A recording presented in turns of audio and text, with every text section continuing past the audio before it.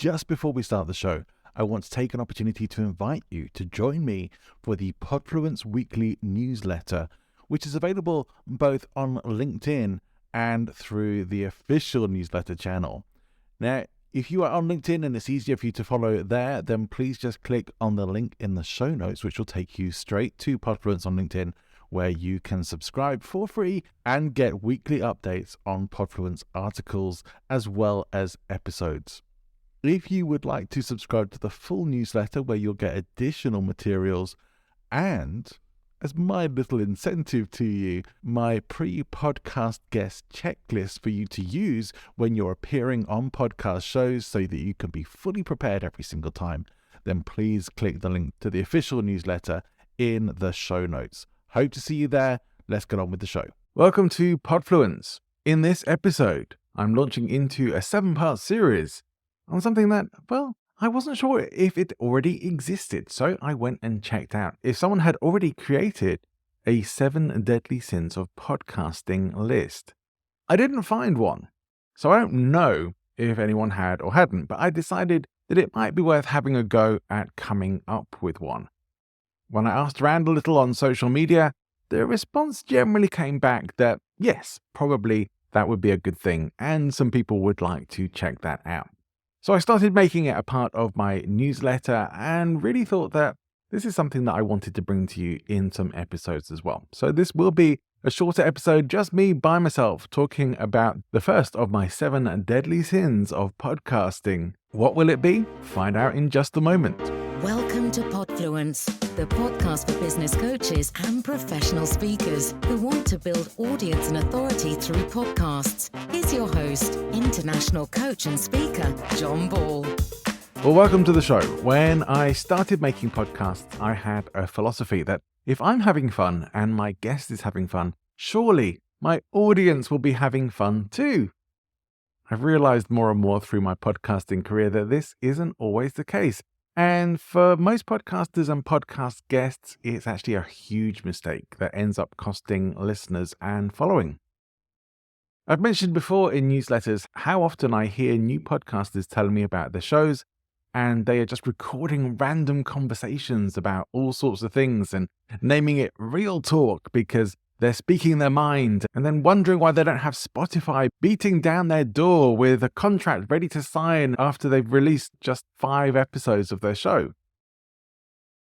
It's a perfect mix of naivety and ego, which we probably shouldn't be too surprised by when people have been somewhat conditioned for years now on social media that our opinions about anything are important and deserving of an audience. Your hot takes and controversial opinions have been social media currency for a long time, but we're all becoming so desensitized to it that I wonder how much longer this will be true.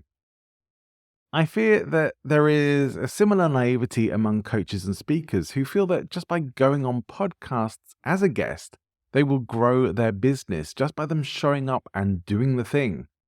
It's not completely untrue. It can have a benefit and may just depend on the guest and the show as to how much so. For most people, and I do include myself in this, most of your podcast appearances will be little more than a nice conversation that some people may listen to and a handful may even benefit from or take action on.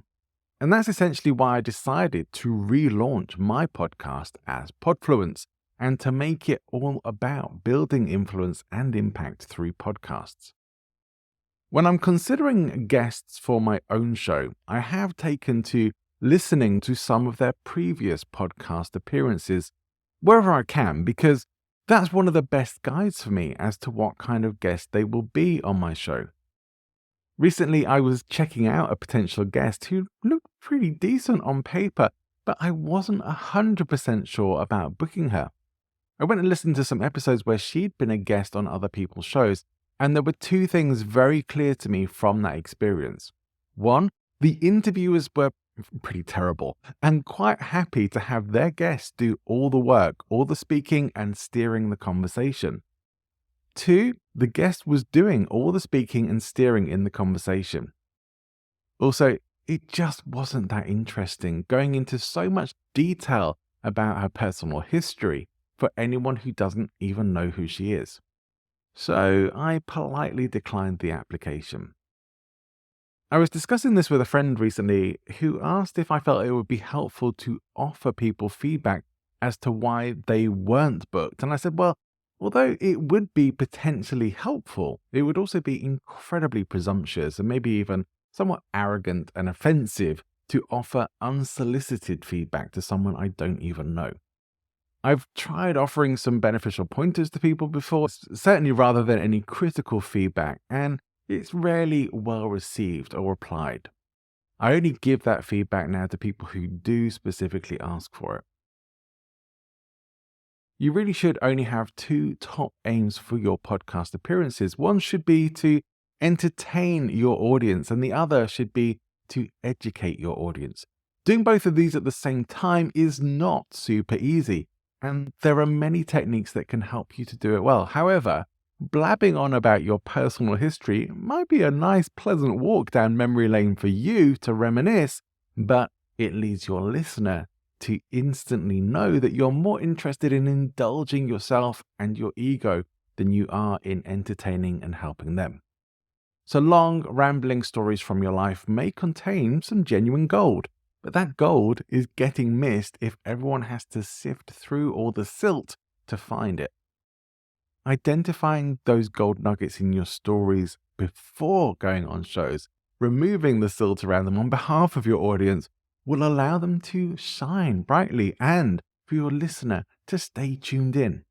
If your answers go on more than a few minutes and you are the only one speaking in that time, you're taking too long. Now, I recorded an episode just last week that will never make it to air. And the reason is this. Somehow this guest had managed to bypass the process by which I usually bring guests on. And in doing so, we ended up with a situation that I rarely ever allow to happen, that the guest is essentially just talking and not allowing me to even speak or even to interrupt.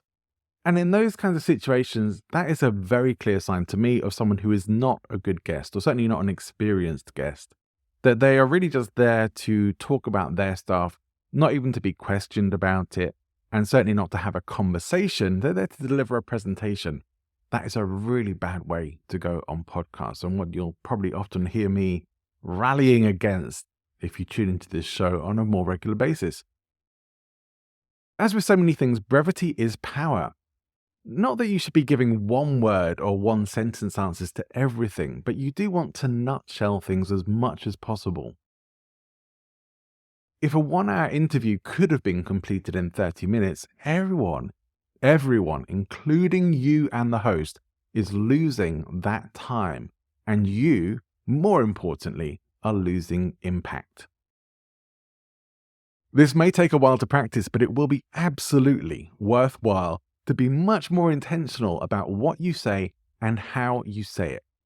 Now, I don't know about you, but I work on this all the time so that I can get to maximizing my appearance potential. And the more I can do that, the more likely I can convert listeners into followers. Now, if I can do that, you can too. The number one then on our list of the 7 deadly sins of podcasting is gluttony.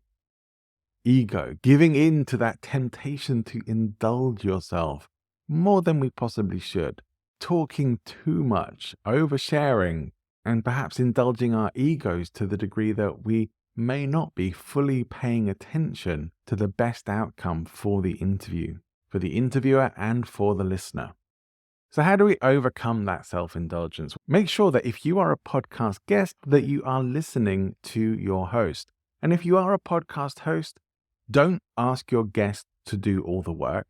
And also, don't be afraid to interrupt if they are going on too long. Now, if they don't let you, and you don't really want to be rude about that, I completely understand.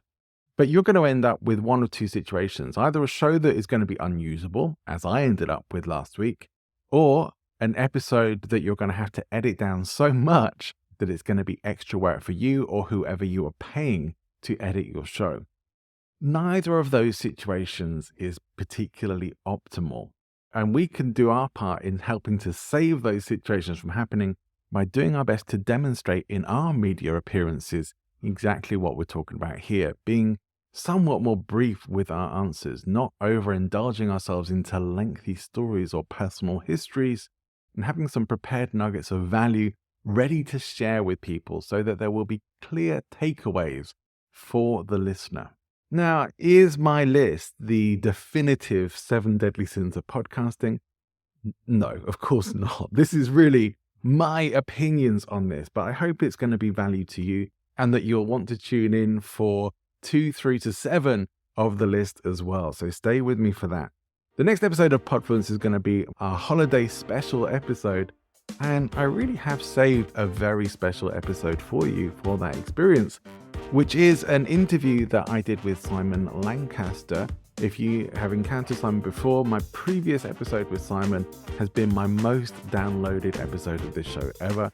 And let's see if we can match or even exceed that this time as we bring Simon back once more to talk about his new book, Connect, How to Speak to Anyone, Anytime, Anywhere. Do join me for that, making sure you are subscribed to the show. Give us a follow. Just press the plus button if you're listening on Apple Podcasts, or follow if you're on Spotify or any other service.